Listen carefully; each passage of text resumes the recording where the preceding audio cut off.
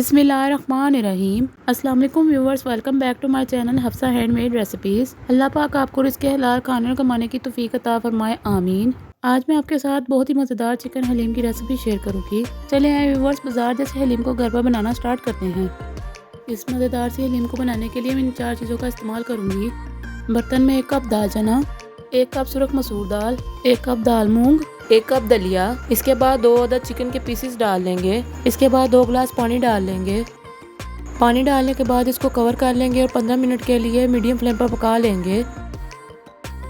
ये देखिए व्यूअर्स, सारी चीज़ें पक चुकी हैं। अब चिकन के पीसेस इसमें से निकाल लेंगे। जिसने अभी तक मेरे चैनल को सब्सक्राइब नहीं किया, इसको सब्सक्राइब कर दें, बेल बटन प्रेस कर दें।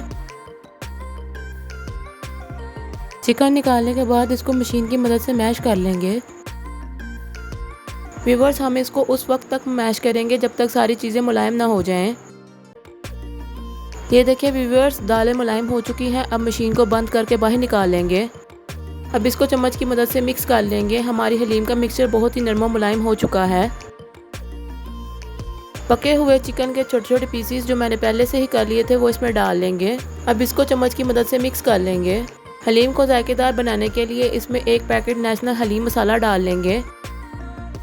मसाला डालने के बाद अब इसको चम्मच की मदद से मिक्स कर लेंगे। हलीम को मज़ीद जायकेदार बनाने के लिए इसमें 5 टेबलस्पून देसी घी का तड़का लगा लेंगे।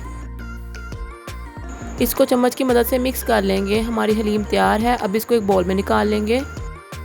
बाउल में निकालने के बाद फ्राई प्याज और हरी मिर्च से इसकी गार्निशिंग कर लेंगे।